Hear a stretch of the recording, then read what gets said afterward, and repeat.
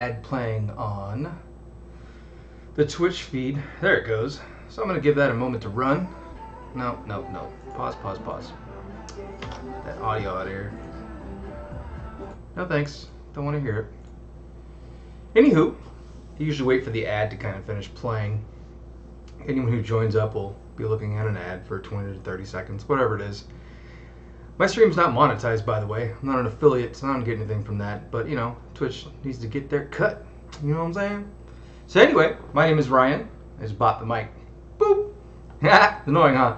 My name is Ryan Chapman. I'm an incident response analyst, and I stream incident response type of stuff, malware analysis, digital forensics, and incident response, or DFIR. Some people just use the hashtag InfoSec on Twitter to engage in conversations about the type of work that we do. But yeah, I push these videos out to YouTube, and you can find that over at youtube.com/c/RyanChapmanJ. And wait for it. There we go. So down here under created playlists, you'll see six previous Twitch sessions, some JavaScript stuff, a couple B-sides presentations, a cyber forensics workshop that I did years ago prior to having a beard. I look all young and silly in there. So anyways, if anyone's interested in this type of content, go check out those videos, and when I'm done with this bad boy, I'll push it right over there. So today I want to talk about VirusTotal. A lot of folks in the industry say, oh yeah, I use VirusTotal, and in reality, they're not really using a lot of what VirusTotal has to offer. So what we're going to do is we're going to spend, I don't know, maybe about an hour. And when I say that, I usually mean like probably twice that. I don't know, we'll see. To just talk about VirusTotal, what it is, why it's important to the community, how you can use it, so on and so forth. There are some folks who have access to what's known as VirusTotal Enterprise. It used to be called VirusTotal Intelligence, and that is up here, the top right. If I click on this bad boy, it's still labeled Intelligence here. And there's also hunting. There's a bunch of cool stuff you can get with a paid commercial account, essentially, for VirusTotal. Intelligence is a beast in and of itself. So there's all kinds of awesome stuff you can do in intelligence. Now, not the least of which is seeing the exact contents that are contained in files that are stored in the VirusTotal database, but also being able to download them, which is freaking fantastic. For now, I'm going to pull out of this. In fact, what I'm going to do is I'm going to sign out my account. And cool, I'll just show my email address one more time. It's funny, I practiced that before this stream so that it wouldn't show my email address. It totally did anyway. Whatever, everyone has it by now. I don't even care. And if you want to hit me up, you know, hit me up there. So anyways, this is the basic page for VirusTotal, and you'll see that we're simply at virustotal.com. It goes to home upload by default. And that is because VirusTotal allows you to upload samples to the system for analysis. This is one of the primary things that most people use the system for.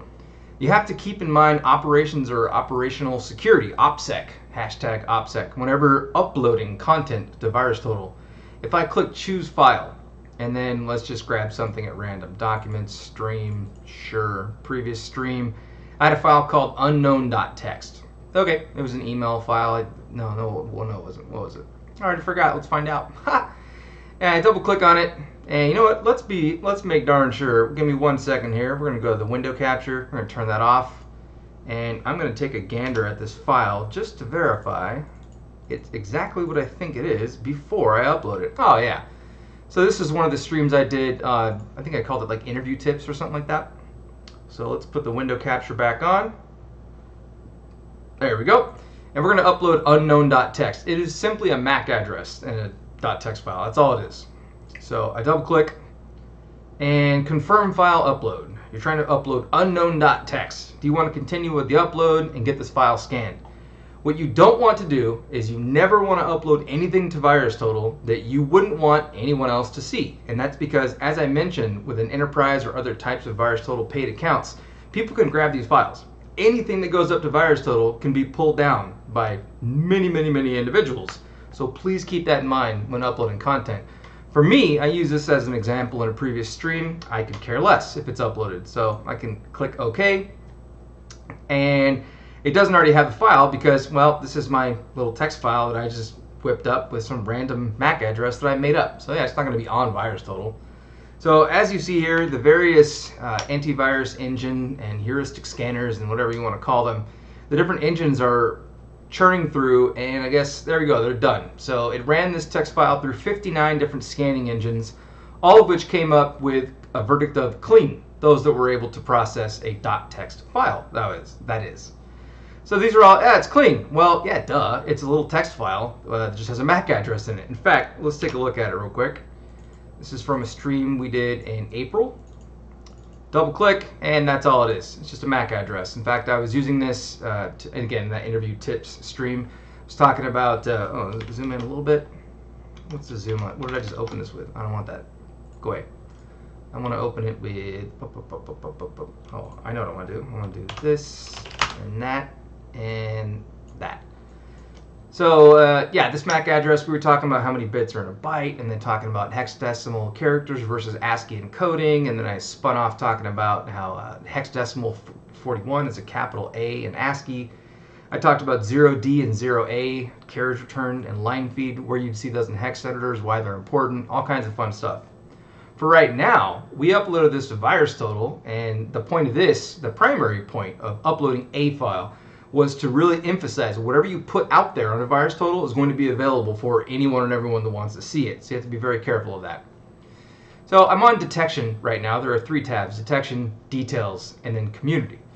So we have this little, people call this the hamburger icon. It used to be because it used to be 3 little lines. Now the UX designers of the world, user experience designers, have gravitated towards 3 vertical dots. If I click this bad boy, I have Reanalyze, and that's because a file can be uploaded to VirusTotal, and when you try to re-upload it, like say you didn't upload it, someone else did, and then you pop on there and you're like, I'm going to upload this file. VirusTotal can say, hey, I've already seen that.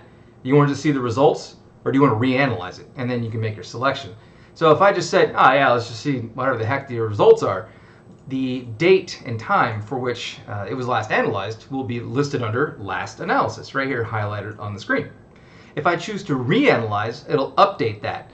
This can be important because the first time it's scanned, whether it be a day ago, a minute ago, or hours or years or whatever ago, the different antivirus engines, their signature sets can be updated throughout that time, right? So you may want to get a current feel for where this file dropped into an environment, how it would be or would not be detected by all these various scanning engines. Additional options you have in here is VirusTotal Graph, which is a phenomenal tool, but I'm going to pause on that. We're going to come back to that because it's a whole thing, and I'm just waiting for it. Find Similar, we'll talk about that coming up. And then, of course, Download is reserved. See, I can't click Download. It says it's privileged functionality. Now, a little quick shout out here to the folks at VirusTotal. I have a VirusTotal Enterprise account, formerly Intelligence, that I received because I'm a researcher. I do presentations and talks and stuff like we're doing right now. And they were nice enough to give me access to those types of capabilities, even though I don't personally have a commercial account. At day job, we may or may not have VirusTotal. And I think if you're working in digital forensics and incident response or malware analysis or anything on the blue or red team side of things, you should really have one of those accounts. So more on that. Again, there's a whole thing. So we'll probably a different stream on that. Anywho, on the main window here, I get a SHA-256, a secure hashing algorithm 256 hash of the file. I get the file name, at least the file name for the last analyses. So if I have the file called unknown.txt, and I have, and I upload it like I just did, and then you later, for whatever reason, have the same file in your environment, say you search by the hash value, right? SHA-256, SHA-1, MD5, we'll talk about those very shortly here. You search via that, right, in the initial VirusTotal window, and I'm talking about way back here. Instead of going to File, which is what I just did, if you go to Search and you search, see it says URL, IP, domain, or a hash. If you put one of those bad boys in and you see this, it goes, oh yeah, I already have that. You want to check it out? It's going to show the file name from when the last time it was analyzed, when it was uploaded and analyzed. So if it was originally unknown.txt, but in your environment it's called farts.exe, this is still going to show unknown.txt, obviously, because that's what it was called when it was actually submitted to the system. Let's go back to full screen here. We have a file size, so this is 18 bytes, not very long, pretty darn simple. And then again, we've already talked about the last analysis date. So detection, everything looks clean. These are some of the bigger names in the, let's just, for now, let's just call it a scanning engine, the antivirus engine realm, whatever you have at home or in your corporate environment, or if you're a consultant, whatever various folks are running, their system is probably in here. They're not all in here, but there are many of them that are available in here.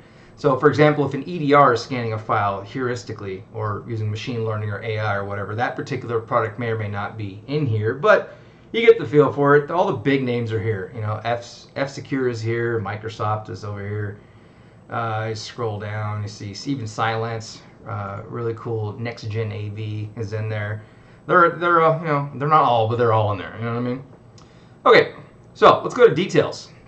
What details do you see for a file? The details you see for a file in VirusTotal are based on the type of file, and that's because whatever parsers that VirusTotal throws against that file, it's able to retrieve different types of information.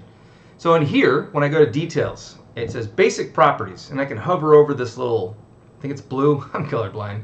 Everyone who knows me knows I'm colorblind because I can't go like an hour without telling someone. And I just said it on stream. I'm colorblind. There you go. So the blue-ish, I don't know. You hover over this little fella, and it will tell you, you know, what's in that section or the purpose of that section.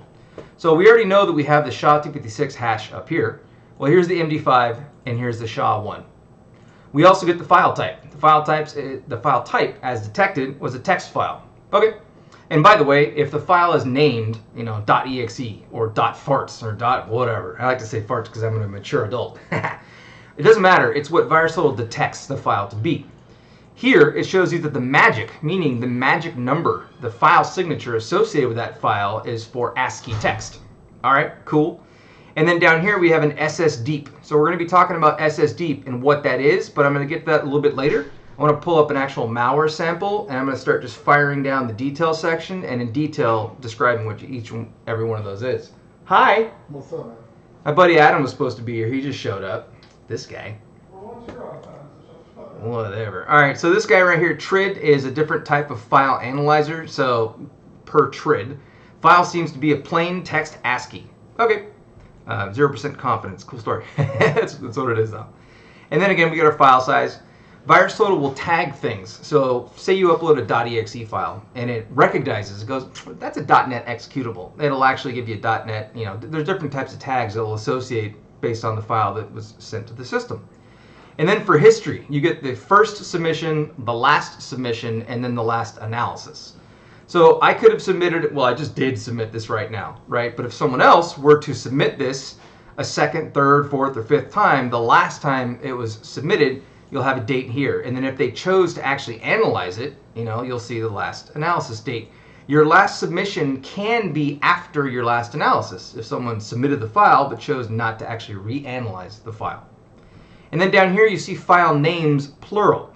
And that's because, as I mentioned earlier, every time it gets submitted, it may or may not have a different file name. So if you have a malware sample in your environment and say you're running volatility, you know, and you're running it against a memory image, hey, Destruct Icon, how's it going? I'm here to make sure you're not streaming from your work laptop. Nope, definitely not a work laptop. I got my little tower over there. It's all colorful and pretty. I got my WASD mechanical keyboard. And what is this guy? Death Adder Elite mouse. No, not work, not day job. That's cute. I'm going to scroll back up at the top and we're going to click on Community. So the Community section can be, let's see, I find it more useful than not. However, you have to know how to use it. So Community, it literally is like at this point you're engaged in social media. So this is just people, whoever the heck they are, that have accounts, whether they be an actual paid account, like a commercial researcher or what have you account, enterprise enabled or not, or you can simply, anyone can go up and just click sign up, or excuse me, sign in, and then click sign up, I'm sure it's called, something like that, and you can make a VirusTotal account. And when you have one, you can then comment on things. So it says I need to be signed in to vote. I need to be signed in to post a comment. So the votes, which I'm assuming are green and red, although it looks orange and red to me. This looks orange too. I don't know what color that is. Maybe yellow? I don't know. So these can be used by people to be like, yeah, thumbs up, thumbs down. Like this is good or this is bad, right? You could have a sample where under detection, everything is clean. And then meanwhile in Community, you'll have a bunch of thumbs down, right? Well, why is that? That's because various people go in here and they click thumbs down. Simple. For comments, this is where you can get some really good stuff, or you can just get a bunch of people who have no idea what they're talking about. An example, there's an indicator of compromise, and then there's an indicator of attack. An indicator of compromise can be an actual malware sample, like, yeah, this is straight up malware. It's packed with so-and-so, and when it runs, it does these call-outs. It's all bad, right? It's associated with this particular campaign or whatever, okay? But an indicator of attack can be something like command.exe is launched, and then various commands within it are run, and that spawns a process that does so-and-so and blah, blah, blah. Some people get confused or just don't really know the type of analysis they're doing.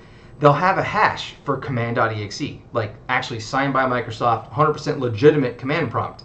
It was used maliciously. And so in their minds, they'll be like, oh yeah, that's bad, this is bad. And they'll give you a thumbs down. And you're like, that's a 100% legitimate piece of software. It was just used in a bad way. So this example here doesn't have anything in the community section. Well, duh, I just uploaded it. So you'll notice that no matter which section you're looking at the very top of the screen, we see a search bar. And we can, again, URLs, IP addresses, domains, or hashes. You can pop those in there. A bunch of other stuff, too. You can technically search through strings that are in the community post, which can be fairly helpful. So, for example, if I search for Emotet, E-M-O-T-E-T, you'll notice that, the first thing that pops up here is this is actually, most likely, from the comments section of this file. The file has a hash. It was uploaded by an account called PrecisionSec, and if I open this in a new tab, you can get information on the community account for PrecisionSec. So very heavy user. Looks like it's probably automated, actually. And we have comments, and then we have user trust down here. All right, this user is trusted by, and then these other people in the community. So when it comes to comments, say I go back here, and I look at the community, and I see a comment. And I'm like, there's two comments, and they're both by the same person. Like, who's that? Well, you have no idea who they actually are, but you can go over here, and if you go over to user trust, you might see like, hundreds of people are like, yeah, this person's on the up and up. They really know what they're doing when it comes to grading malware, essentially. So this one, obviously, it looks like they have some pretty good followers. I mean, a lot of these people, or let's just call them accounts at this point. It looks like there's quite a bit of automation here, 281,000 votes. Yeah. But anyway, yeah, so we had that sample. Where did I go? Is it back here? Go back. Oh, no, this is just the account. All right. Let's go back. Let's just search for, let's just do Emotet again. Let's see if it brings up the same result first. All right, so here's the file, right? And you'll notice that voting-wise, 0 up, 0 down.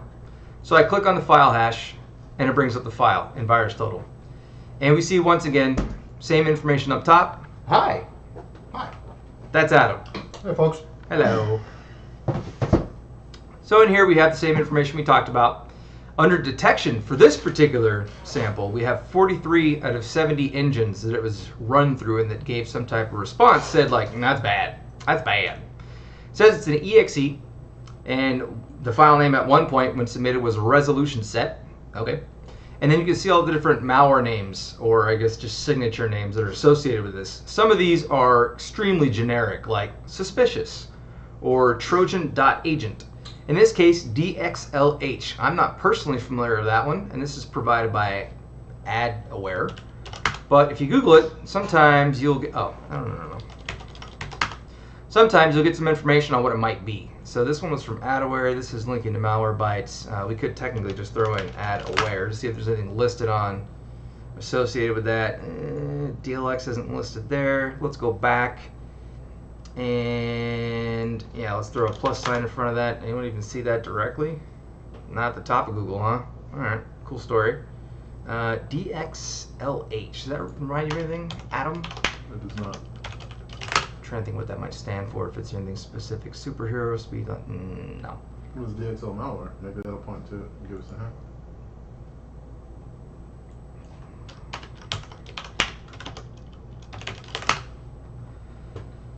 hint. DXL, oh, hold on, click. Yeah, no. All right, well, a lot of times what these will be is they will actually be like a code name, if you will, for that scanner's heuristic detection. So Silence says it's unsafe. Okay.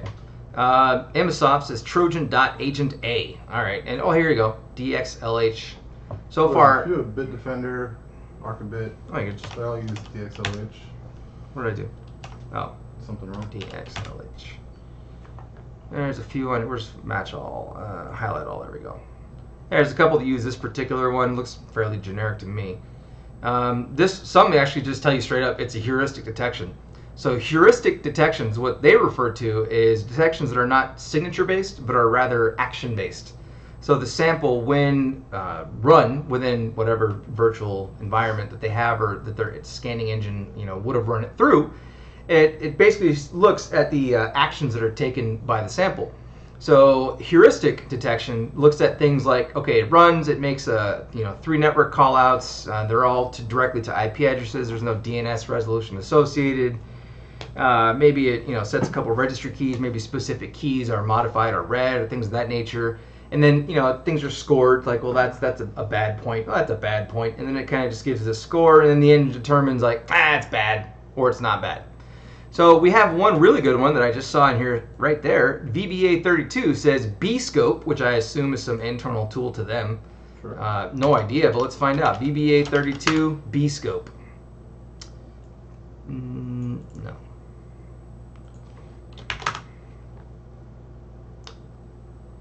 Cool story. See, sometimes you won't even find just quickly, like we could research and find it, but I mean just quickly looking for like, is that the name of your scanning engine? Is that the name of a portion of your scanning engine? I don't know. But it says malware-crypter Emotet. Okay. So here's another one. Trend Micro is like, that's Emotet. Microsoft says, that's Emotet. At this point, we have no idea if this is Emotet, by the way. So don't forget, I found this by simply searching VirusTotal strings for Emotet, which most likely showed up because in the community, there's 2 different comments. One of them is from VMray, another phenomenal site, by the way. And this is our precision sec hit. And here they used hashtag Emotet and then gave this link right here, which I don't want to click on right now. But you get the idea. So you still don't really know if it's Emotet, but signs potentially point to it being Emotet. So you have your detection stuff here. And then under details, because now we're looking at an EXE file, we get more information. We get an authentihash, an imp hash. Here's our magic and file type. Here's TRID, trying to identify exactly how the file was compiled. Looks like it's potentially a Microsoft Visual C++ compiled executable. And then for tags, we get PEXE, so portable executable. And then we have overlay, and overlay is a particular type of, so if you type in PE header overlay, there's some fun stuff that can be done here. So overlay is an extra data that can be tucked into PE files. So an overlay is simply data appended to the physical image of a portable executable. Take a PE, so .exe, .cmd, .scr, those types of files, append stuff to the end without adjusting the header. It has an overlay, so it's additional information that's stuck in there. Some malware will stick information into what they call the overlay, so you have your header for a PE file. Actually, I just want PE header, and there's a million. Oh, I like this one. Actually, Microsoft Docs is pretty damn good on this one. Let's see, zoom. Oh, Wikipedia, classic. All right, zoom. There you go. Zoom. And we'll zoom in. Oh, maybe we won't zoom in on that. Hey, don't be difficult. Image location, like that, and then zoom. All right. So it shows you at the very beginning of the file. Is it scaling well? Well enough. At the beginning of the file, we have the signature, and it says here, which is fun, 5A4D. It's actually read out 4D5A. And then it basically breaks down like what types of information should be in the header section of a portable executable. So the overlay stuff is what gets added outside of this. So some malware can add data outside of this, but technically still not in the data section or technically the .text section of the PE, and then reference it later so it can hide stuff in there and then pull it out and use it for various fun purposes. So anyway, it's just an example of the type of tags that you'll see in VirusTotal. Let's get rid of that. Scroll back on down. Okay. Yeah, I was going to keep waiting to go over some of the more technical stuff, but why? There's no point. So Hashes, MD5, SHA-1, most Linux flavors. What do I want? No, I want this. Bloop. Most Linux flavors will come with the most common hashing tools. So, for example, MD5 is called MD5 Sum, and here it is. So I didn't install it; it just came with this particular version of Kali Linux. We are using EXE star release star. We're using Kali 2019.1. Oh, I think I'm behind. I need to update. I would assume there's a .2 by now. Anywho, so anyways, man MD5 Sum at Message Digest version 5, and I think we've already talked about this in a couple different streams that we've done, but hashing is essentially creating a fingerprint and trying to uniquely identify a file. It doesn't matter how large the file is. When you stick it through a hashing algorithm, be it MD5 or be it, let's just do SHA-SUM, standard SHA-SUM, or SHA-SUM, secure hashing algorithm, it will basically, depending on the algorithm type that you select for SHA at least, it'll spit out a very specific length hexadecimal set, and that identifies that file. If you change the file name itself, it doesn't change that. If you change the file contents in any way, shape, or form, including altering a single bit, whether you add a space to it, whatever you're doing, or literally just change like 1 bit in there from 0 to a 1, then the hash value will be different. So you can use them to uniquely identify specimens, and I think we've already kind of beat this one to heck on previous streams, so I think most folks who are interested in VirusTotal know what a hash is. So there are a couple there that I do have a question as far as what they are. That's what we're going over right now. All right. Yeah, these bad boys. Let's move on. Yeah, so an AuthentiHash, what is that? Well, Microsoft actually has some really good documentation on this that you can find by simply just Googling AuthentiHash. And, oh, it used to be the #1 hit. I guess not anymore. All right, Microsoft. Oh, poops. You know what it is? It's when I'm signed into VirusTotal Enterprise. You can click AuthentiHash, and then it brings up the Microsoft TechNet stuff. So let's see, Microsoft TechNet AuthentiHash. Is that what I want? Google it? Let's just click. Let's just go to TechNet, and then AuthentiHash from here. No. Bro. All right. Was it MSDN? Maybe it's on MSDN that I'm thinking of. Oops. Should probably spell that correctly. MSDN AuthentiHash. Look, bro. Oh, here it is. Authenticode. All right, so this is, I believe this is what I was actually talking about. Windows Authenticode Portable Executable Signature Format. It's from just download.microsoft.com. Yeah, let's download a docx file and just open it right up. That seems safe. Yeah, there's no problems there. We're good to go. We trust Microsoft. Yeah, yay! All right. Oh, I didn't want to do that. You dick. Containing folder. Oh no, do I have on this machine? Ooh, I don't. I don't have LibreOffice on this doodle hopper.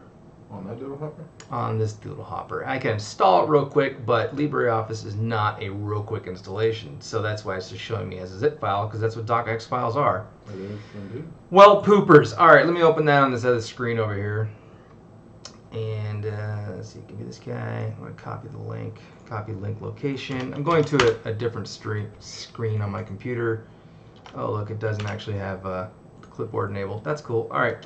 Windows Authenticode Portable Executable Signature Format. Click. Ooh, let's download it on my host computer and just open it. Whoa. Do it. Yeah. Do it. Hey, you control your data. Okay, go. Stop it. No, don't send optional data. No, Microsoft, I don't want that. All right, let's see if I can quickly switch this window over. But I can't because that'd be too easy.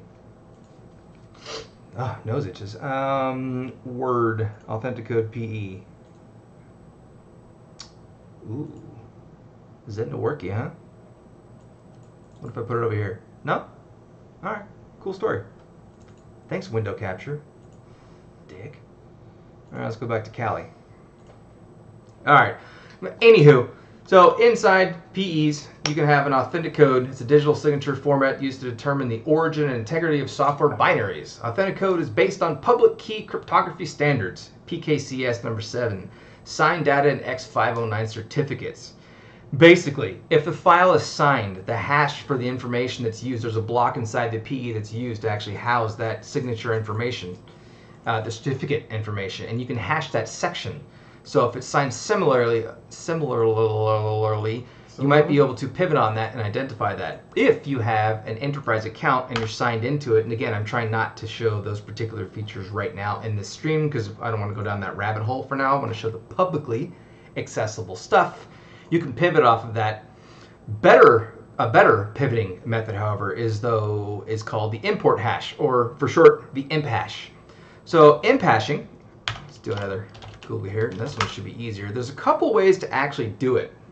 This is the one that I recommended over to Jason McCord, is a fellow who runs the Windows logging service. Let's see, WLS McCord.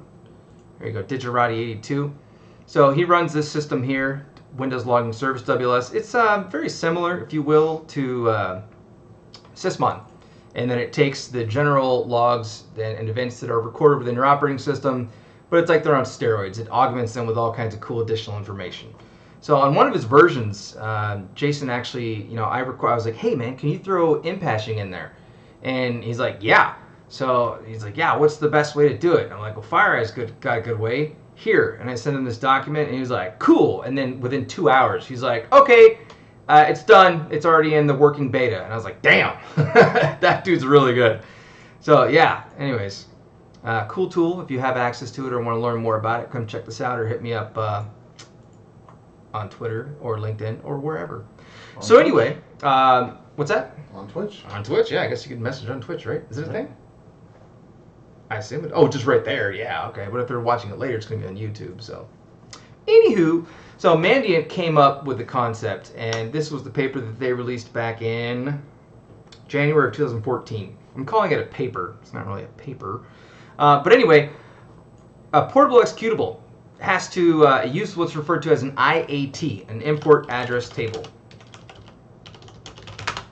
And the IAT, or the import address table, what's a good one? What's this? Ooh, Sandsprite. Oh, I love this site. It's so damn good. Yeah. Oh, maybe a little too good for this one. Anyway, the import address table will store the names of all the dynamically linked functions that are required for the application to work.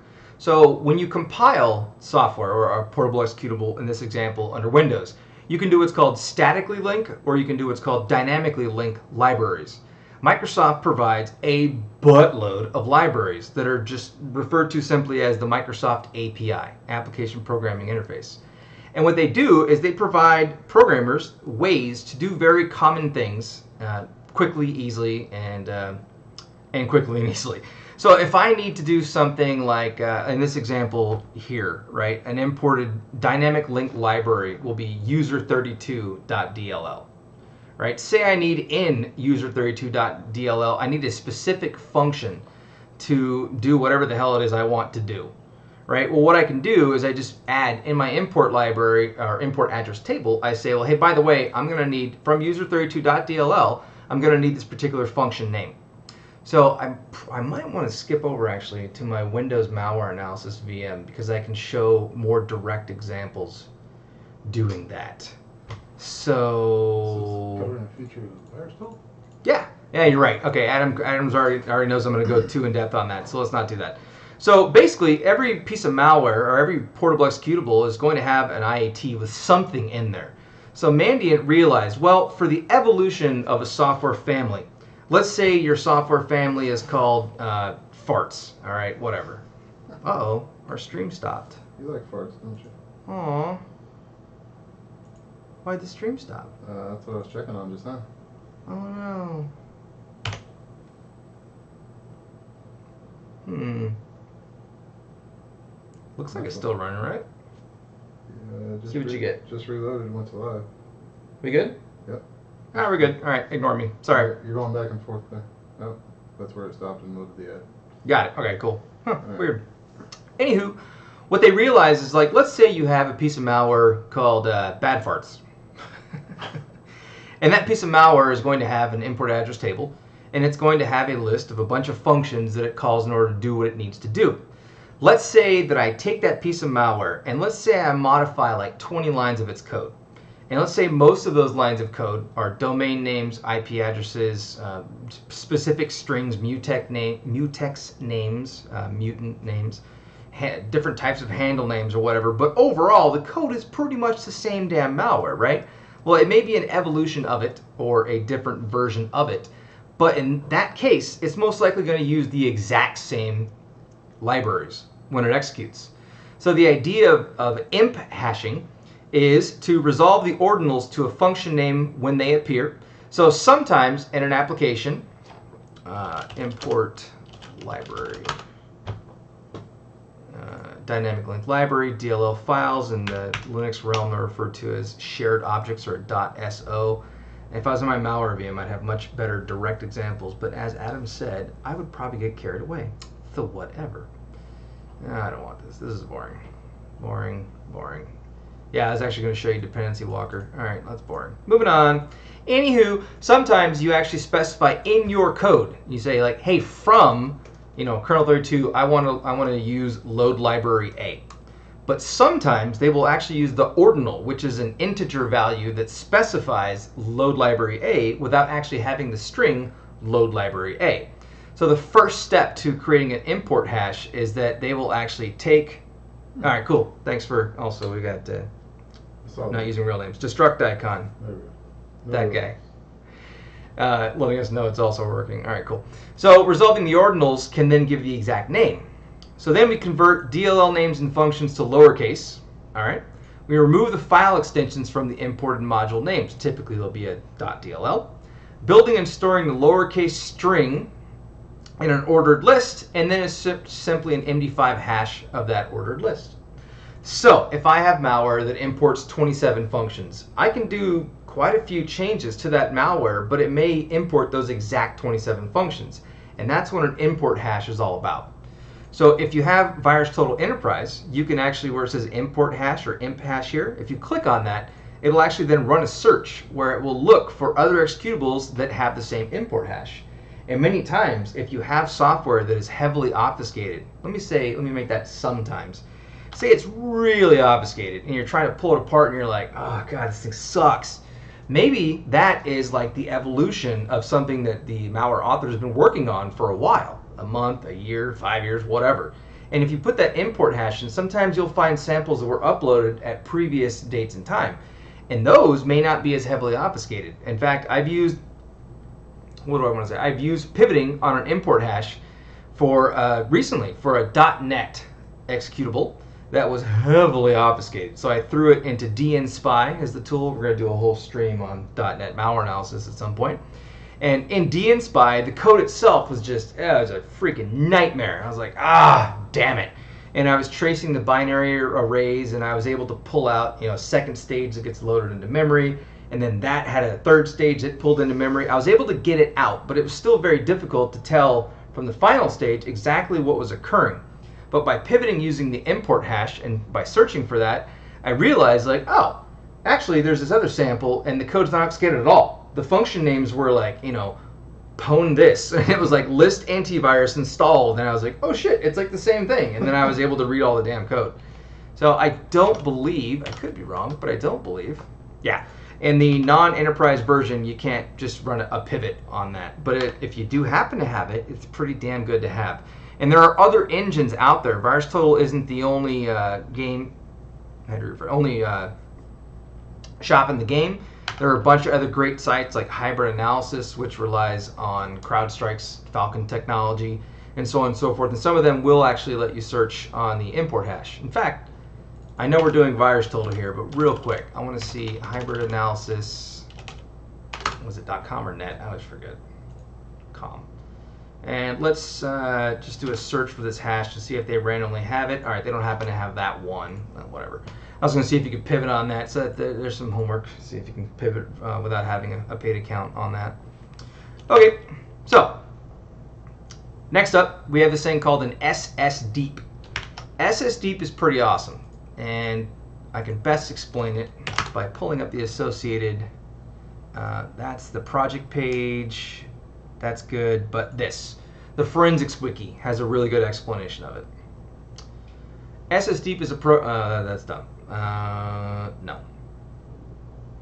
Well, it is based on spam sum, which is pivotal to understanding how and why it works. But this is referred to as what's called a fuzzy hash. A hash means that the hash that was generated, if I took a 1.7 terabyte document, if that's a thing for one document, and I threw that sucker into MD5 sum, I'm going to get 32 hexadecimal characters out, because that's the size of MD5. What's the word? Hashes. That's the word. All right, 32 characters out. That's what I'm going to get. Okay. No pivoting on the unpaid version when you're logged in either, off of the imp hash. Got it. Okay, cool. VirusTotal. Yep. All right. So what this tool does is it basically rolls over pieces of the file, and it does individual hashing of pieces in the file. And this goes back to the whole idea of if you want, and let's see how they mention it here. Oh, that's all texty and annoying. Let's say that I have, again, a portable executable, and I make some changes as a malware author. But let's just say I have 20 functions in my malware, right? I'm literally writing the C or C+ code to the malware. And I modify the living heck out of 3 or 4 of those entire functions. They're completely different. Well, by doing a rolling hash and by taking little pieces of the program, right, and taking little hashes of those, I'll get what's called the SSDeep. And the SSDeep, I might actually get out a little bitty piece that matches to another piece of malware. And then by reviewing that and pivoting on that, and again, other tools, some tools will let you do it for free. VirusTotal, I believe, also requires to pivot. And when I say pivot, I mean, like, if I was logged in, I could click on that bad boy, and it would then search to see if any other tools match any lengths or pieces of it. So for SSDeep, hash version, I don't want that page. Let me find a better page for you.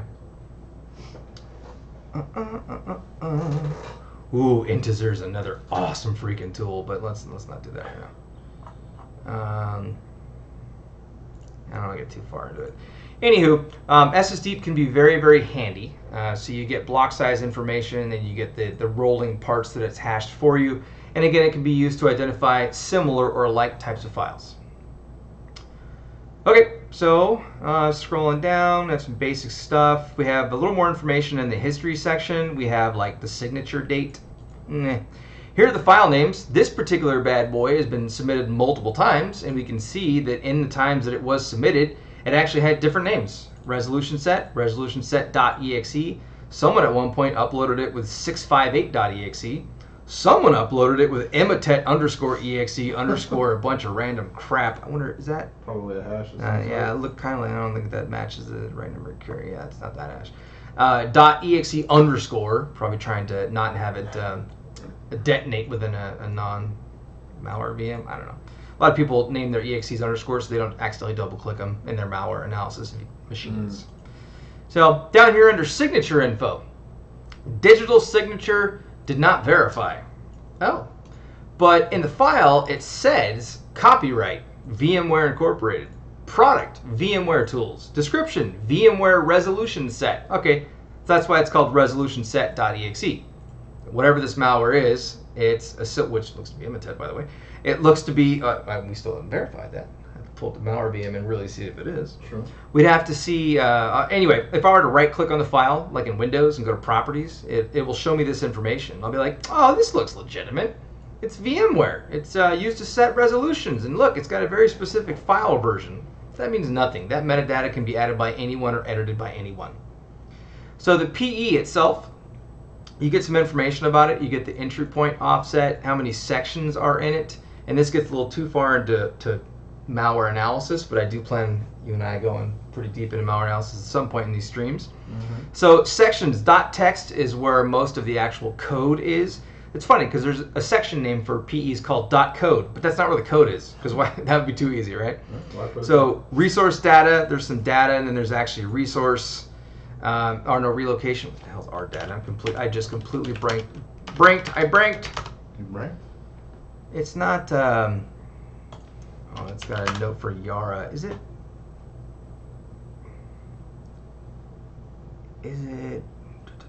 Here.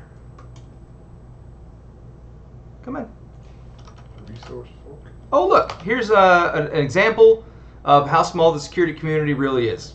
So random Googling brought me over to Hexacorn. This guy's freaking phenomenal, by the way. Really, really strong analyst. I already forgot his name because I'm a dick. But I've had communications like randomly on Twitter. But his blog posts and stuff, fantastic. And I randomly was searching up our data stuff, and look right here. Updated something on one of his tools thanks to Digerati82, the creator of WLS, which is the page I just showed you back there. So let's go to our data. Read only initialized data section. Yeah, I figured I knew I had that wrong. So RSRC is the resource itself. We'll go into malware analysis, Adam, and then I'll Google the answers. All right, here are the imports. So VirusTotal is able to tell you, like, hey, I parsed the import address table. It pulls in these different dynamically linked libraries. And by the way, I started to and then kind of fizzled. I fizzled on it. Statically linking means I take the library and I embed its code into my portable executable. Dynamically means that at runtime, the operating system loader, when it goes and tries to actually load the PE, one of the things it does is it parses the import address table. It goes out to that DLL, it finds the function it's trying to import, and it brings that code into memory. So you would bloat your applications ridiculously were you to do everything statically. Most people do it dynamically. So in here, so from GDI, we're pulling in these particular functions. That's what this malware does. Okay, what about IMM32? It pulls these bad boys. Okay, what about OLE32? And it pulls in these, object linking and embedding. What about user32? And it pulls these in. Right? Okay, get key state, whenever you see get key state or get async key state, whatever it's called, sometimes can refer to keylogging particular capabilities, or it could be something as simple as when a window comes up and it says like press this button to continue if you're pressing that button, something like that. Mm-hmm. So anyway, we have the functions that are imported. Down here, contained resource by type, and then we get resource types, resource languages, and then there are specific resources that are contained within it. So it found a data section and an ASCII section, and here's the hash of these. You can go about searching this tool if you have an enterprise account, or maybe some of the tools. Hybrid analysis is one that I mentioned quite a bit because I love that tool also. EXE tool information. So EXE tool is most commonly associated with images. And if you just look up EXE tool,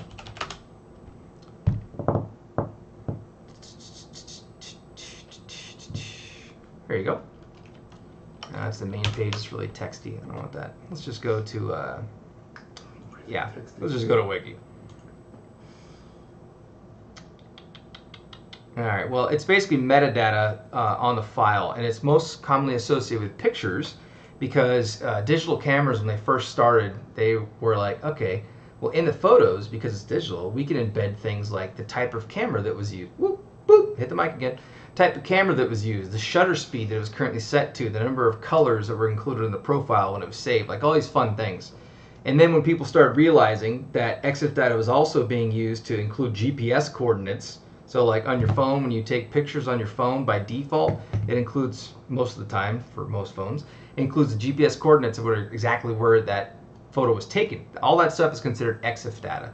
So if you run EXE tool, you can pull certain things out of files. Well, VirusTotal essentially does that. So VirusTotal is telling you, well, it's a Unicode character set, so there's probably some ASCII in there, of course. In fact, we saw a data segment here of ASCII text. But anyways, it gives you some other information and file description, file OS. It was compiled for a 32-bit environment. So if it's running in 64-bit environment, it'll be using syswow, which is Windows on Windows. And some other fun stuff in here, but nothing really crazy, although you do get this little bad boy right there, timestamp. So the compilation time can be very important for a portable executable. You can stomp it all you damn want, so you can't take, you're gonna take it with a grain of salt. But the compilation timestamp can give you a good heads up on when it may have actually been compiled. And then as you're tracking malware from one variant to the next, you can be like, oh, this one was compiled this date, this one was compiled here, this one was compiled with PDB, so it was the debugging symbols were actually included, or at least the PDB database file, the URL to it was included. Sometimes you'll get that in the EXE data too, and that can be telling. So that's the compilation time that the file was compiled on your system, or on the system that this was pulled from. No, in the actual, in this case, malware author compiled it Oh, on their system. Like if they're in Oh. whatever Visual C++, whatever, and they click build. okay. Okay, Relations is pretty awesome. And what Relations does for you is it gives you, VirusTotal implemented the graph view, I don't remember when, a year or two ago, whatever it was. And so what they do is they give you these really cool visuals. And if I click on it, by the way, it'll take me into VirusTotal Graph. But to be honest, I think I want to do a completely separate stream because I've already been going for almost an hour. So I want to do a separate stream on VirusTotal Graph. But first I want to do one on intelligence. Or maybe the opposite. I don't know yet. We're just doing this on the fly. We'll throw it in the air. We'll come up with something. There we go. So here you go. In the relational, we see 6369 blah blah blah .doc is related to resolution set.exe, which has apparently callouts to these two IP addresses. Now this gives me more of a hint that this is Imitet, and that's because Imitet, by far and large, is dropped by droppers that pull down the executable. I said dropped, and I actually meant to say downloaders, not droppers, downloaders. They're different. A doc file that has Visual Basic, a VBA, Visual Basic for Applications, scripting inside of it that is probably obfuscated to heck, and Imitet uses very, like if I click on this doc file right here, it'll probably take me into Graph. Oh, that's right. Can't get Graph without Enterprise. So, or actually, see if you can. I think parts of Graph are available. Yeah, click that guy and then just click anywhere. Yeah, you can get it, huh? Yeah, okay. All right, cool. Well, anyway, I can sign it at some point here and get the hash. So anyways, if you pull this up, where was I? Oh, yeah. Click on that. This goes back, by the way, to under detection. Sometimes you'll see, Trojan.blah, blah, blah, .dropper. And sometimes you'll see blah, blah, blah, .downloader. So if, for example, with a doc file, if the Visual Basic has this big old huge value in there, say it's base 64 that's like RC4 encrypted or whatever, right?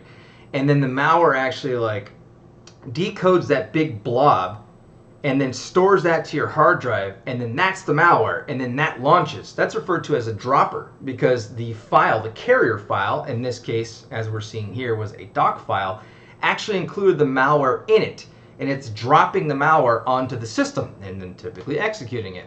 That's different from a downloader. A downloader would be when, in this case, for a doc file, the VB script or the VBA, what it does is it reaches out to a foreign or remote destination.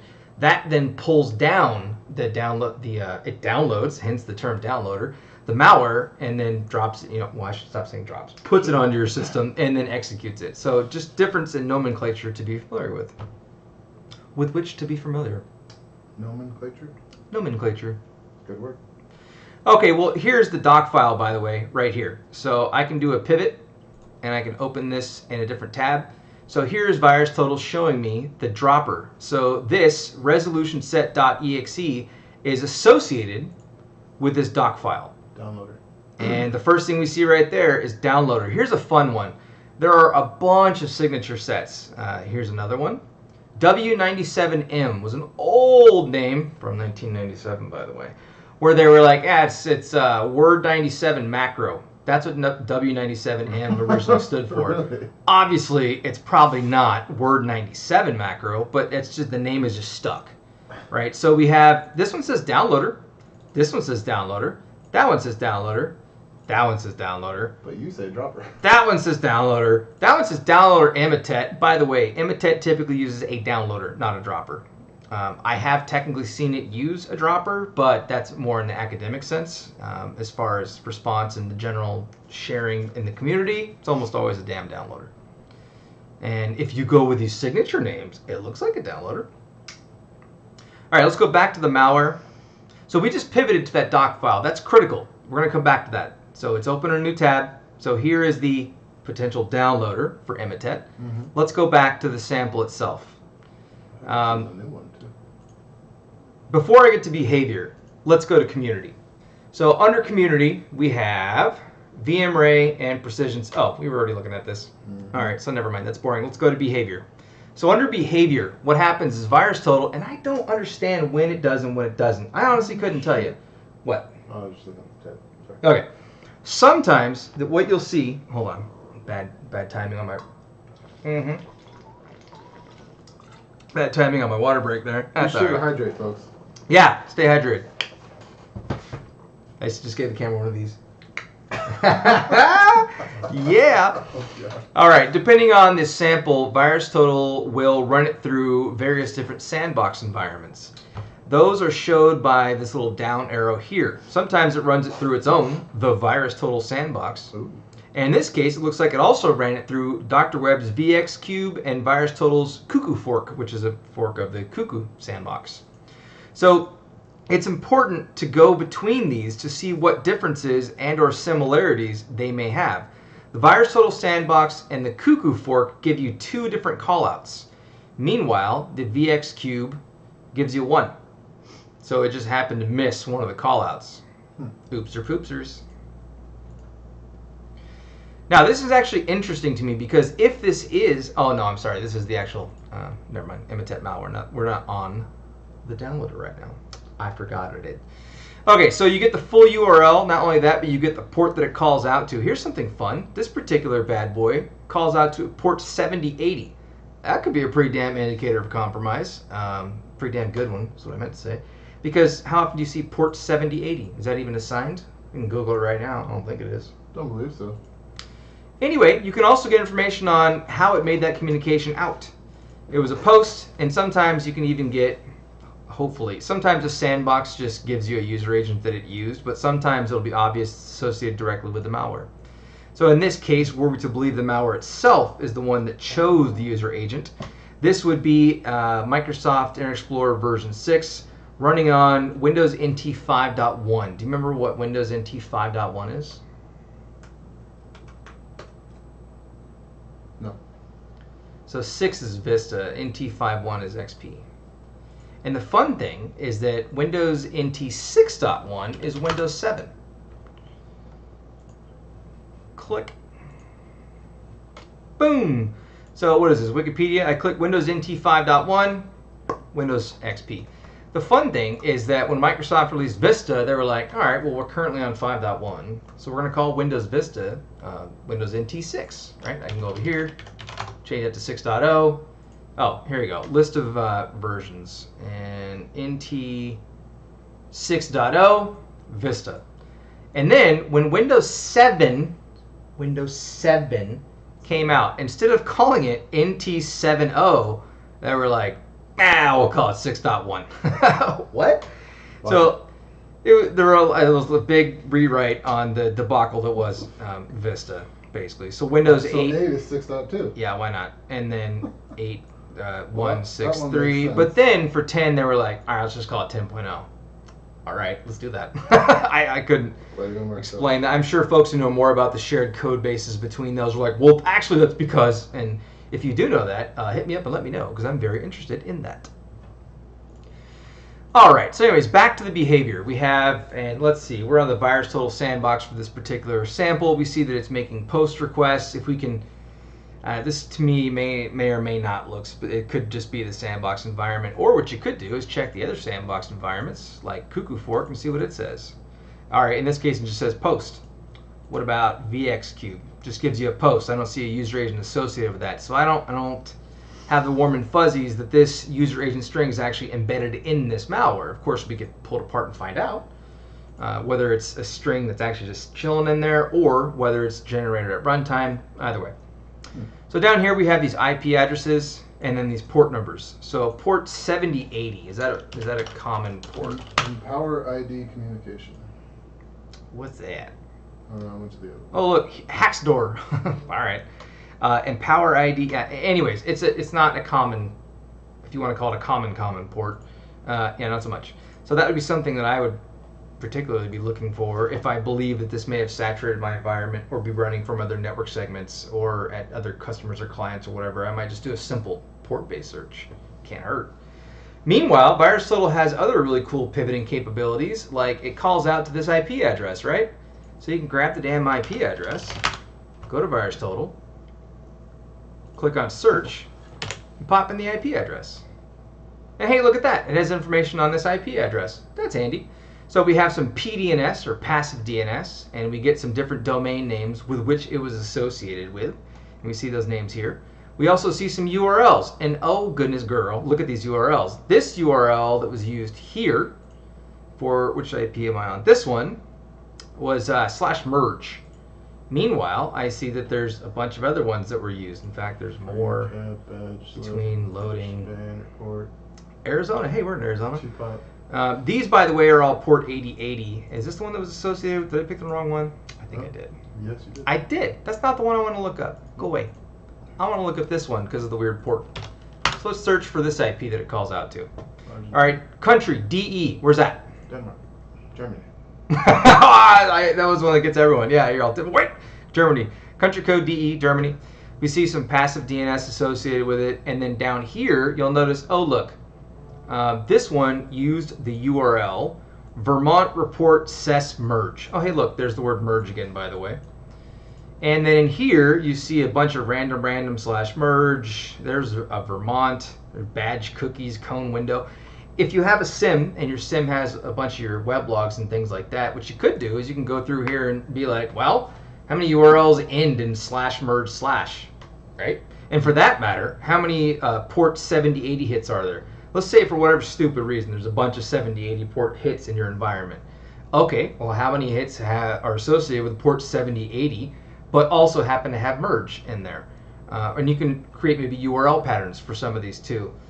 Maybe that have Vermont in there. These look like, sometimes you'll see like, 7 numbers / 5 letters and 2 numbers /. Maybe you can write a regular expression for it. Be like, okay, maybe they just changed the letters and numbers, but it still follows that pattern. And then we've pivoted off those types of things at day job, and you can find some cool stuff. While we're here, let's keep going. Communicating files. So for folks following along, we started with whatever the hell this is. Oh, the unknown text I uploaded. We ended up searching for Emotet, and we found this particular sample called resolution set. And in the show notes, I'll include the hashes so you can search for these yourself. And then we moved over to behavior. And then in behavior, we saw that one of the callouts goes to port 7080 on this IP address. And so we pulled up the IP address in VirusTotal. We just searched it at the top. So that's a review of where we are now. I did that little, here's where we are and how we got here, because when you're analyzing these types of things, especially in a system like VirusTotal, you'll end up with like freaking 15 tabs. And if you're not documenting while you're going on how you made a pivot from A to B to Z or whatever, and you have to do it after the fact, good luck with that shit. Because you can be like, oh, fucking, there's like a MAC address somewhere, and then somehow I got here, and you're like, what was the chain that I clicked 4 times, and all of a sudden I was here. Yeah, like, wait a minute. All right, don't forget we also have the .doc file that I believe is a downloader. It's a decent size for a downloader. We'll check that out. Anywho, so we have URLs directly associated with the IP address. Those can be very handy for additional evaluation and lookup. You might even see different ports being used. In this one, probably not. You can keep clicking more. VirusTotal does have an API, and this one doesn't have a port associated with it. Taskbar symbols. Uh-oh. So if it doesn't have a port associated with it and it's not HTTPS, does that mean it's on port 80? Is that the assumption? That would be my assumption. Would be my assumption too. You have to test that assumption. But, scientific method and all. All right, scroll down. That's why they call them assumptions. Communicating files is different. Damn, it doesn't have both of them. That's annoying. Okay, well, communicating files means when you pull up an IP or a domain, that these files communicate with that IP or domain in some way, shape, or form. It does not necessarily mean that these I'm calling them executables because these, I'm pointing with my hand at the screens, because these right here, these say EXEs. So these didn't necessarily come from the IP address, but rather they communicated with it. And if we go back to relations, see, it calls out to these two, right? So whether they're actually command and control or whether it's using them to download additional malware, which Emotet often does. Not sure at this time, but the point being is that these ones also use those 2 IP addresses. So while you're doing all this type of analysis, you're taking notes on all these things. We have IPs in the first place. Do we have any hits to these IPs? Let alone involving port 7080, right? And that's why you bring up the IP to see like, well, what is it associated with? And in this case, it looks like it's associated with quite a bit of damn badness because the detections on these various samples are pretty freaking high, and they all communicate with that IP. Okay. All right, I'm going to close the IP window. We're going to go back to behavior for resolution set.exe. So we have, and again, I'm in the VirusTotal sandbox, the first one.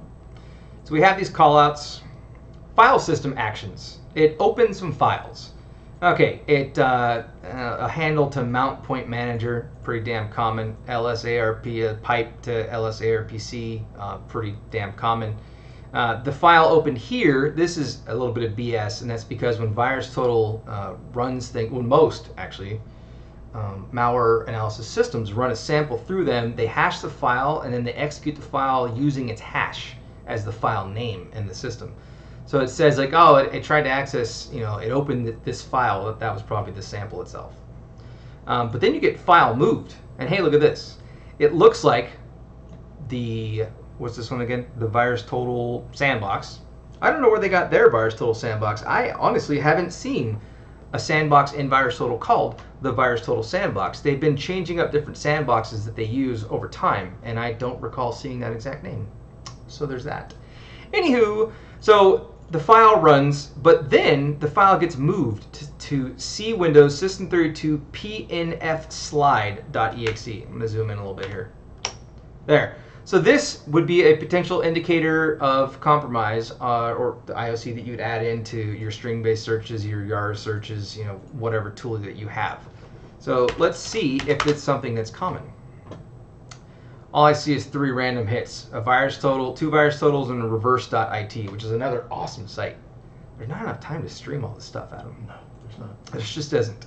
So if I find a file named this on my host in the first place, because based on thus far, a random Google search didn't show like, there's all these random forum questions, and whenever I install Windows 10, I see this. Like, what's that? Like, it's not super common at the very least. How dare Google? Yeah, right.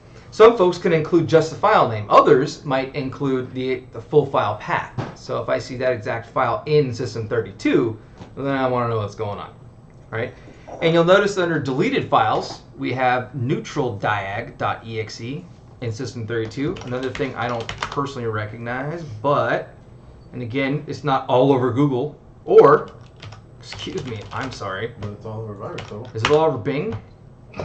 Oh my God, it is. What? That's awesome.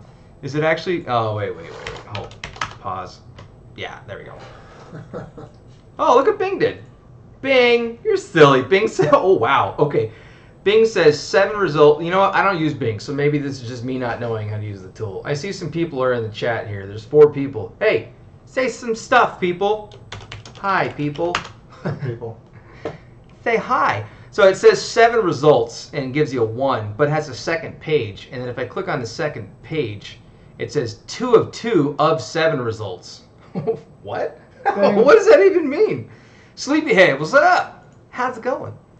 Yeah, so that potentially another file name you might want to take a look into. Adam, pnfslide.exe is where the malware gets moved to at some point.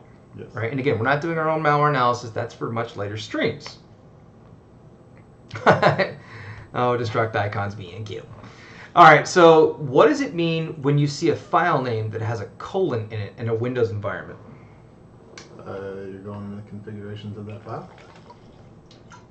Kinda.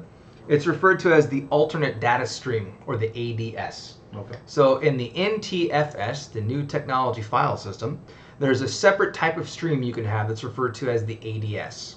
And you can actually access it with various tools. Technically, Notepad can save to and load to the ADS, which is weird. But in the Windows realm, there are various things that will be written there by default, the most common of which is a file called the zone.identifier. So the zone.identifier file associated with a file in Windows, if the file is obtained from a particular Windows zone, it'll create in the alternate data stream a file called zone.identifier.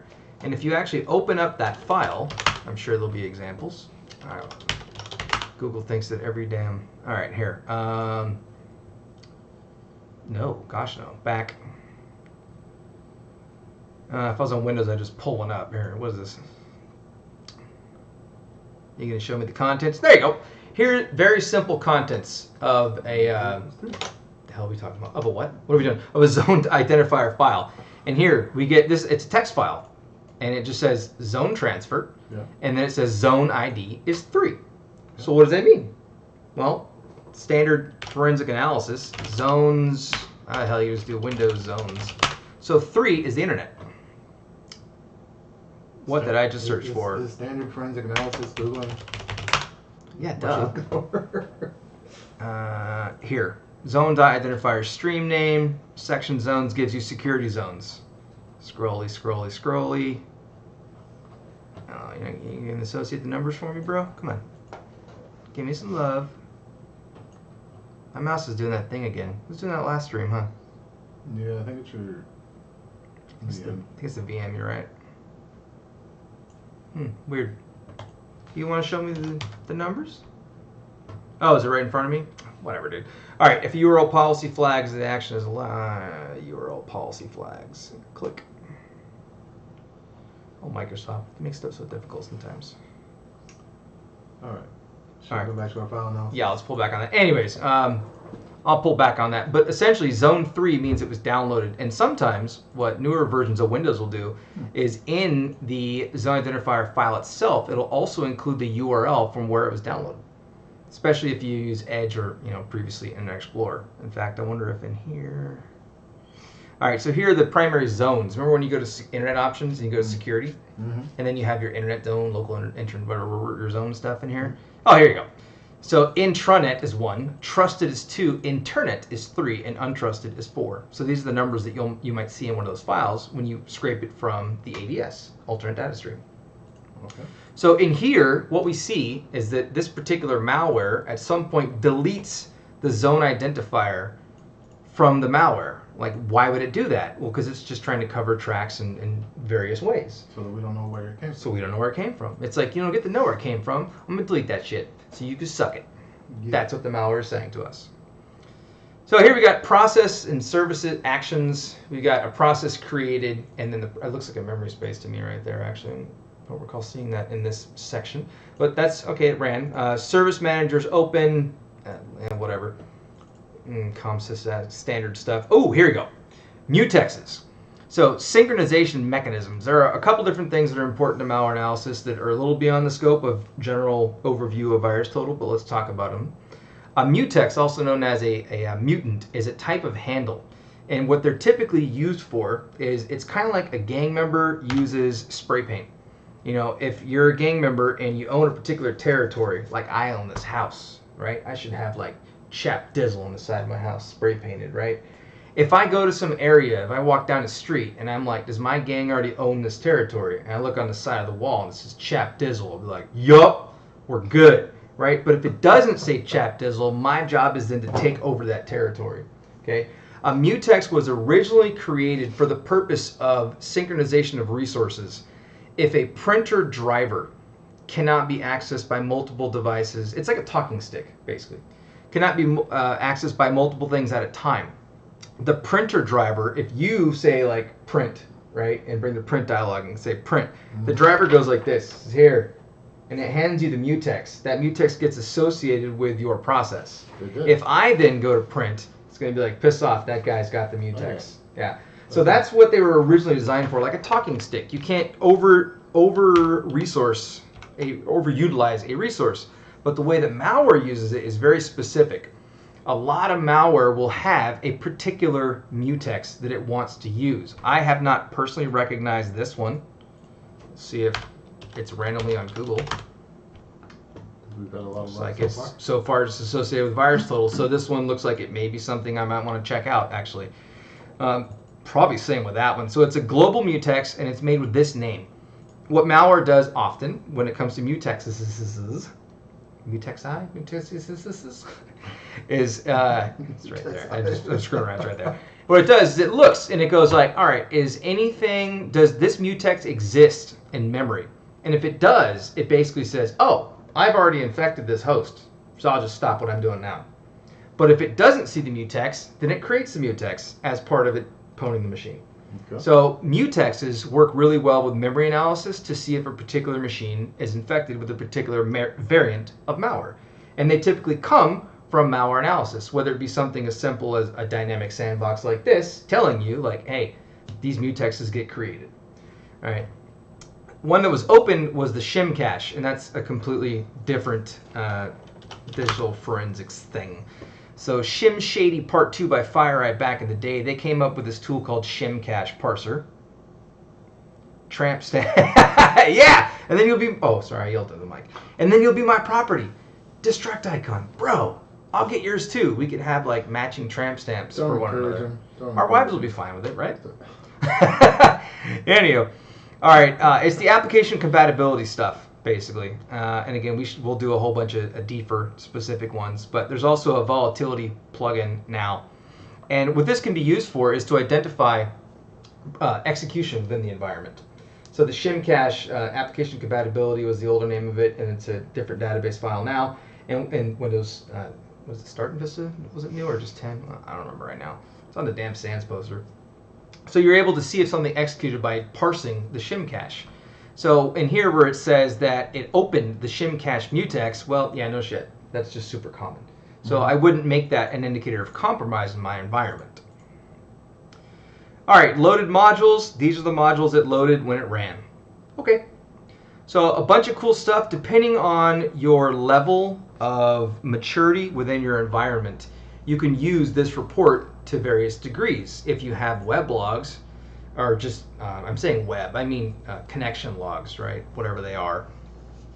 In a log aggregator, you know, Elasticstack or Splunk or Logarithm or whatever the hell it is, Graylog. They're like, okay, well, you know, do we have any callouts to the IPs? Or what about port 7080? Or for that matter, do we have any hits to URLs that happen to end in /merge/?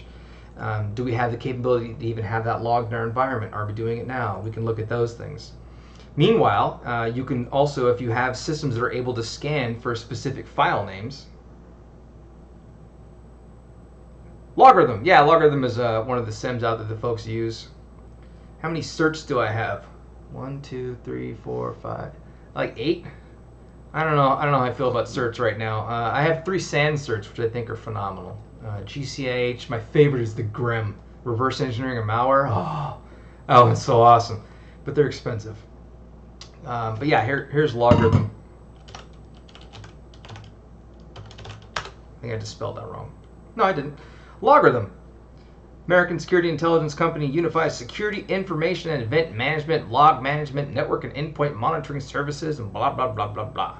So it's another one of the log aggregators that pulls all the logs in your environment into a like interface, and then you can run particular searches against all those different logs. I like the UI. Well, this one, that screenshot does look pretty. Yeah.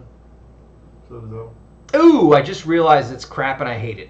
Because it's color-based? Because it's color-based. Well, this particular dashboard, but not only are the ones that pop up early on Google color-based, but they're shades of what I think are the same color. Blue. Oh, God, it's even worse for colorblind people.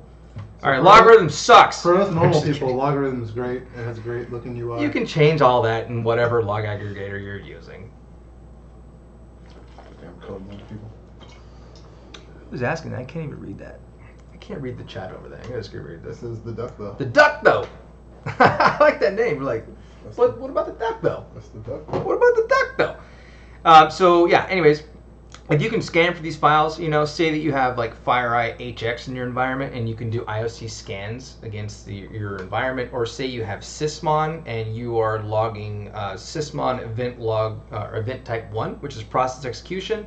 You can then see if any processes are executing with that name or with that name from that directory. If you have Windows logging service, like I mentioned previously, or just generic Windows event logs being pulled into your SIM, and you have LogMD can probably work for that too. LogMD can grab a bunch of that stuff. Yep.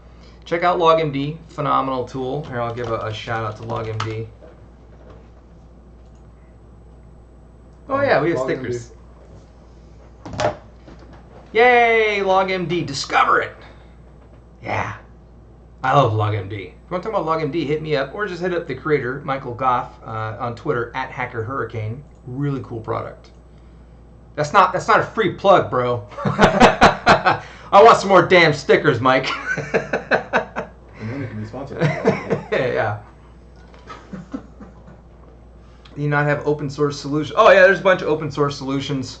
Elasticsearch is the most common one that folks are using. The Elasticsearch stack. Elk? Yeah, I used to go by Elk. They just call it Elasticsearch now. They don't like the Elk term anymore. It's easier to say. I know. I like saying Elk, but whatever. So that's one of your most common ones, and Graylog is one. But that's the one everyone's using now. Depending on scalability that you need to, LogMD does have a free version that does work phenomenally for small environments. That's true. That's true. Okay, if you are able to search for mutexes within your environment, then both of these look like they're viable candidates. Say you're running Sysmon or WLS or whatever, right? And it logs all mutexes that are created. Search through those for these two. If you find 0 hits, it's probably a good damn indicator to include further in your indicator set, maybe even to drop into your threat intelligence platform or your TIP, whatever that may be, if you're using MISP or crits or whatever. Another question. I like mining through closed source loggers to find some 0 days that are awesome. Is this Skip? Are you Skip? I got a buddy named Skip who does that exact same thing. No real name. Oh, no real names. That's the duck, though. I don't remember Skip's non-real name. Oh yeah, I do. But now if I say it, they'll be associated. What's this no real name thing? Security community is small. We should all know each other's names. That's your rule. Hi, I'm Ryan. Yeah, In right. case you didn't figure it out. Yeah. All right, let's take a look though. Sometimes the sandboxes will differ. In fact, I want to go to the VXQ. Oh hey, look here. It went to /cookies. Woo, watch out. And files opened. Okay. Meh. Wonder if it actually opened up hosts or if it just resolution during runtime it happened to be open. I don't know about that one. Files copied. IDbug sorting.exe and syswall directory. These are all things that are commonly running in the Windows environment. Looks like it. I don't think I have a lot of faith in that particular analysis. Yeah, I don't know about that one actually. Let's check out the cuckoo fork. Boop boop. Those, some pipes. Oh, by the way, pipes, which are typically designated by // sometimes even pipe / again. These are used for IPC, interprocess communication. They are a type of handle, just like a mutex or a mutant, that allows processes to communicate to one another. There are many different types of pipes. Some pipes allow a process to look into the process memory of another process. Sometimes they use a shared allocated memory space, and then they can each communicate with that, but not directly with one another. There's a bunch of different types, but that's, again, more into malware analysis stuff. Okay, anywho, that's enough of the behavior stuff. So we talked about this sample, did some pivoting on it. One of the pivots, that's the word I want, There you go. that we did was showing us the doc file where it looks like it came from. And again, all we did to find that is once I pulled this sample up, and remember, all I did, going back even further, is I typed in imitet. And the first damn sample that popped up, I clicked on it. And then under the Relations tab, it's like, hey, look, it's associated with this Word doc. And then down towards the bottom, execution parents. I didn't mention the section, although I was looking at it. Execution parents means like what executes first before that sucker executes. So meaning, well, it came from this doc file. Like, oh, okay. Or at least at one point, it came from this, one of the samples came from this doc file. So I go over here, and then this is what I believe to be a standard Emotet downloader. So, and under details, you have some stuff. Here's our SSD, the rolling hash, if you will. Magic found that it's this particular file type. I scroll down further, and it actually found some VBA. And there's a BAS and a CLS, and that looks just like Emotet. Wait a minute. Why are they using debug.print in Emotet? That seems kind of funny. Here you go. This is going to be, yeah, win management, win process dot create. So when you're debugging this, if you change this to a debug print for all those variables, you'll get out exactly what it does. So again, a little further malware analysis. I might actually show you. Yeah, I think, how much time have we been going here? I'm not sure if I want to pull that sample. I do. Yeah, I am. I'm sure. Sure? I'm sure I want to Sure? pull. Yeah, I'm sure. Let's do that and end it. All right, let's do that and end it. So let's see if this looks to actually be Emotet. I mean, all signs point to it, but by the way, looking at this code right here, I can already it's Emotet. It's the standard Emotet dropper that it uses. Download. Excuse me.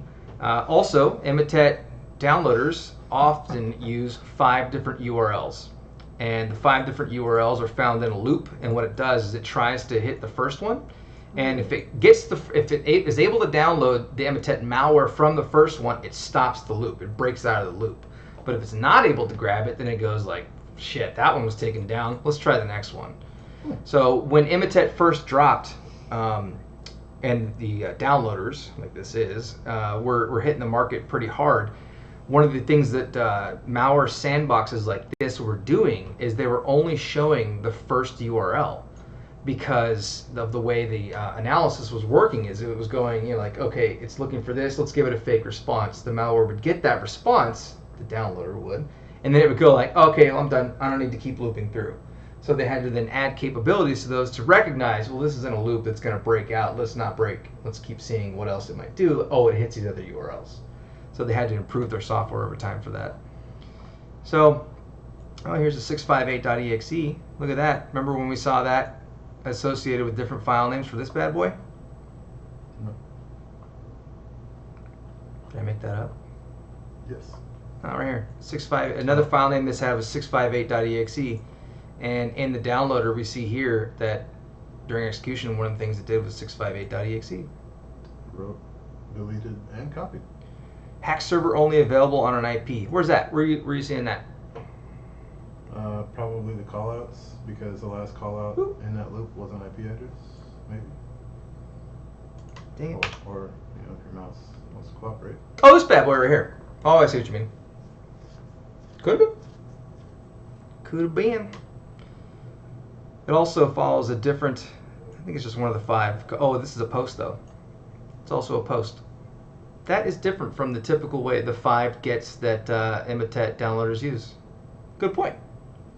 What about the duck though? I like that name. What about the duck though?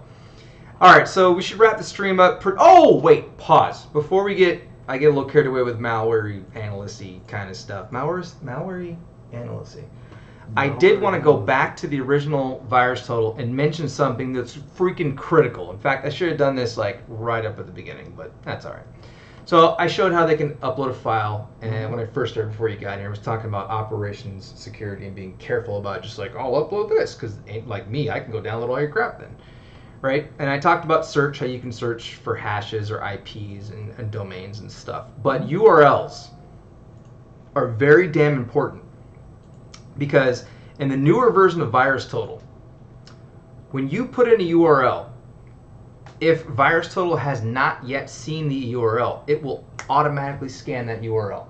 And we talked about this before, right? We did talk about a different stream, yes. So check this out. I have the website, incidentresponse.training. Sure. Here. Let's call it a website. It's janky as all hell. Just to keep it mostly updated. Try to go opponent and let me know if you did. Right? I don't know. No, I shouldn't say that. No! They're already going to. Anyone watching this is like, that website looks crappy. I'm going to get in there. What's that running, Ryan? You might have to watch out for the duck, though. It's running Joomla. Not really. It's not really running Joomla. Anyway, if I try to go to /headshot.png, there's a file there. There's a headshot. That's me. That is, yeah. Okay, now if I go to the old version of VirusTotal, so here's the current version of VirusTotal, whether you do URL or search, right? If I put that URL in here and I hit find, search, whatever they want to call it, right? What it's going to do is it's going to automatically go, oh, I haven't seen that yet, let me scan it for you. All right, but if you are responding to a threat and you don't want the adversary to know that you're looking up their crap, you don't want that to happen most of the time because it's active analysis. So there's a way around this. It is kind of evil, isn't it? Yeah, I like it. So there's a way around this. If you go to virustotal.com/en and hit enter, you get the old version of VirusTotal. I like this version here. So you'll notice new, old, new, old. I like the old one more, VirusTotal folks, if you could, you know. Go back. Like they care what I like. Let's pivot back to that one. Yeah. So if I enter a URL into the URL section, you'll notice the button says scan it. Yes. I don't want to scan it. If I go to search and I click search it, VirusTotal, the old VirusTotal, and remember, I had to add /en, right? It tells me URL not found. It's like, nah, we don't have that. We don't have anything on that. Nope. Okay, cool. However, the current version of VirusTotal under search, if I search for that URL and I hit search, boom, it's analyzing it. It didn't say, hey Ryan, we don't currently have details on that. Would you like to analyze it so that I could say no? Well, in this case, I don't care. Well, it's because your button is search or scan. Oh, exactly. But the problem is that the older version, people who got used to how the older version worked, Just click. Or hit enter. Yes. So you have to be very careful. So when you're looking up a URL, I highly recommend that you go to virustotal.com/en. I don't even know what that stands for, actually, to be honest. And I also don't remember where the hell we found that. But it's very useful. So there's that. Okay, so now we have this file. And you know what? You're right. It's just going to go into malware analysis. I just want to show off and have fun stuff. Yeah, I want that one to be another stream. Yeah, let's do it. Fine. All right, fine. So actually, Adam and I want to do a number of other streams. One of the many is like .NET analysis, but one of the ones you specifically asked for was maldoc, what some people call them, or I call them malicious carrier file analysis. So I say what we do is we save this bad boy right here, and we will analyze this from top to bottom. Let's do it. So it's a .doc file, and it's most likely an OLE v2 file. So we'll pull up the next stream we do. We'll use this file. We'll run OLE tools, OLE VBA. We'll just actually open it in Office that I have on one of my Windows malware VMs. Use a Windows 10 malware VM. We'll pull it open. We'll use the VBA editor. I'll show you all the code that it found, the CLS, the BAS, and explain the difference between those two file types, the code sets, and why they have those extensions. And then I'll deobfuscate it with you. And then after we deobfuscate it, we'll pivot back to VirusTotal and see what else we can find regarding that particular campaign. All right. Cool. All right. Some Gudra action. Yeah, Gudra. Yeah. We should dive into that too. Yeah, we got. I actually submitted. By the way, what about the duck though? I actually submitted a workshop to DEF CON and also to the DEF CON Blue Team Village. I submitted two, like, you know, an alternate, but the one that I think would be the most fun is one that I submitted on shellcode analysis. So I want to go over, like, in these cases, now with Imitate you're not going to get this, but some maldocs and carrier files or whatever you're analyzing, it's very often that you'll be running it up against shellcode. So how do you analyze it? What tools do you use? Do you pop it right into a debugger? If you do, what the hell is a debugger? What are the registers? Why are they important? Like, how do you go step through it and that kind of thing? So I'd love to do a stream or 2 or 3 just on that. So we'll see how that goes. It will also help me prep for the workshop at DEF CON. If they let me do it. If they let me do it, which I really want to damn do it. I really want to damn do it. All right, so are we good for now? I think we're good for now. All right, so I wanted to show off some of the general VirusTotal features and explain why they're there and how they can be of assistance to you. And I think that's what we did. I'm gonna make sure I do a quick sweep here. Oh, I spelled that wrong. We were using this one. Talked about the community section, went over to behavior, make sure you're checking the various sandboxes, talked about relations, and we will be going into graph in a different one because it's super useful. And right here we see how it was useful. It showed us like it came from this damn file. We're like, oh, okay. And then details, we talked about most of these. Import hash pivoting is fantastic. SSDeep is really cool too. So when I log in on the next VirusTotal specific stream and show how you can actually go through those, that could be kind of cool. Press D in Gidra. Anyone here remember SoftIce? SoftIce was the kernel level debugger that I used to use back in the late 90s. That's where I first learned how to crack software, or how I learned how to use a debugger. and it was Control D would take you from wherever you were in the system and just drop you right into the kernel debugger. And it was, I've never felt like more of a hacker in my entire life that when I learned how to use Soft Ice and you hit Control D and the debugger appears, floats over what you're doing. Oh man, there's nothing like it today. Nothing, Adam. Oh man. All right. Anyway. Yeah, I think we hit most of the points. We brought up an EXE file. We didn't bring up other types of files because other types of files will have other bits of information. But I think for the most part, we covered the general user interface. What's user space? I see the matrix. All right. We good? We're good. All right. So for the 5 folks or so who are hanging out in chat, thanks for hanging out. I'm going to push this video to YouTube, so go check it out. Ryan Chapman J is the name on there. And again, if you just watched it, you probably don't want to check it out. No. So have your friends check it out. I don't know. All right. We good? We're good. All right. The duck's good. Bye, folks. What about the duck, though? Later, folks. Bye-bye.